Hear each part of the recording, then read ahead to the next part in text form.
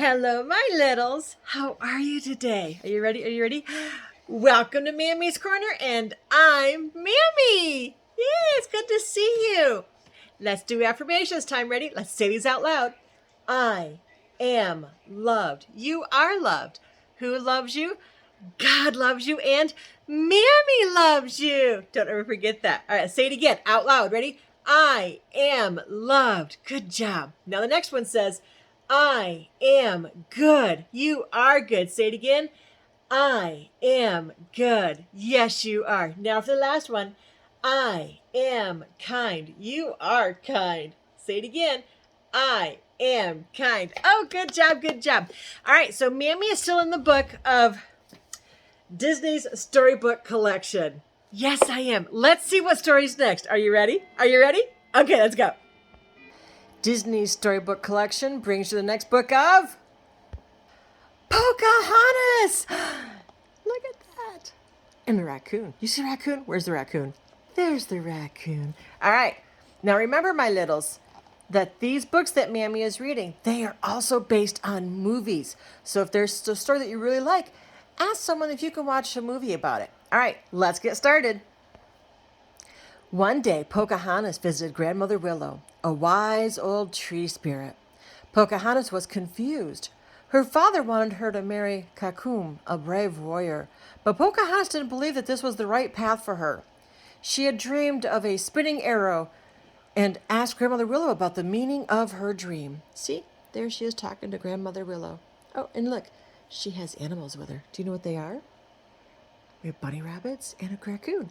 All right, let's move on. It's pointing you down your path, she told Pocahontas. But how do I find my path? Pocahontas asked. Listen with your heart, and you will understand, Grandmother Willow told her. The spirits are everywhere. They will guide you. So Pocahontas climbed a tall tree to listen to the wind. Off in the distance, she saw strange billowing clouds. They're not billowing clouds. What is that?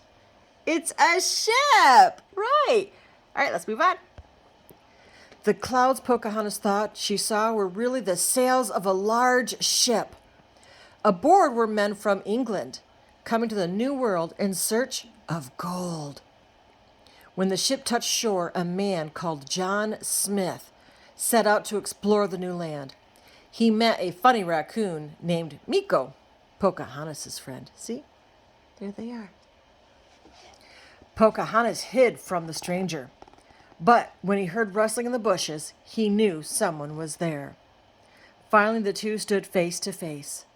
Pocahontas was scared. She ran to her canoe to get away, but the stranger called after her, Don't go. I won't hurt you. Pocahontas did not understand what John Smith was saying, but she remembered Grandmother Willow's words. When she listened with her heart, she saw that he was kind. The two quickly became friends. Meanwhile, at Governor Ratcliffe's orders, John Smith's crew began digging up the new land in search of gold. When the Indians from Pocahontas' tribe approached the settlers, the governor called them called them savages. Savages. He ordered his men to draw their guns and fire. The Indians had never seen weapons like guns before. Powhatan, who was the chief of Pocahontas' father, declared war against these dangerous men. Back in the forest, Pocahontas and John Smith got acquainted. Ever curious and always in search of food, Meeko, that's the raccoon, took a compass from John Smith's bag. That's funny. What is that? Pocahontas asked. It helps you find your way when you are lost, John Smith explained. Meeko can keep it. I can buy another one in London. Pocahontas wanted to hear all about London. John Smith described the wonders of the city. Then he told Pocahontas that the settlers would build a city like London in the New World. Pocahontas didn't think they needed a city in the middle of her beautiful forest. She decided it was time to introduce John Smith to the wonders of nature all around them. Pocahontas even took John Smith to meet Grandmother Willow. He was amazed. One look at this place and the men will forget about digging for gold, Smith said. What is gold? Pocahontas asked. John Smith showed her a gold coin. Pocahontas told him that there was nothing like this on her land. John Smith rushed back to his camp to tell Ratcliffe that there was no gold to be found. But the governor didn't believe him. He thought the Indians wanted to keep it all, and Ratcliffe wanted to take it by force. When Pocahontas tried to tell her father that they must find a peaceful way to deal with these strangers, Pocahontas' braves didn't agree. They wanted to fight. Pocahontas convinced her father that if one of the strangers would come and talk in peace, he must listen. That night, Pocahontas met John Smith at Grandmother Willow. She convinced him to come with her and talk to her father, but neither she nor John Smith knew that a settler named Thomas was watching them. So was Cacoom. Suddenly, Cacoom jumped out of the woods and attacked John Smith. Thomas fired at Cacoom. "Thomas, run!" Smith cried. As Thomas fled, warriors captured Smith. That means they got him. At sunrise, this man will die, the chief told his people.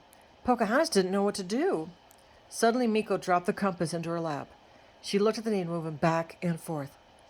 "The spinning arrow," she whispered. "It's the arrow from your dream showing you your path. Let the spirits guide you," Grandmother Willow said. Pocahontas ran like the wind. She stopped the warriors from hurting Smith. The Indians put down their weapons and refused to fight. But Ratcliffe grabbed a musket and shot at Pocahontas. John Smith jumped in front of the chief and took the bullet himself. The wounded Smith had to return to England, so the greedy governor, who was now in chains. As they were about to set sail, Pocahontas and her friends said goodbye. "Come with me?" John Smith asked hopefully. "I am needed here," Pocahontas replied sadly. "Then know that wherever I am, I'll always be with you." John Smith smiled as he left. Pocahontas knew that in their hearts they would always be together. The end. So I hope you'd like the story, Pocahontas, and I hope you learn a lesson. If there's something that you want and it is not yours and it doesn't belong to you, don't fight about it. Ask.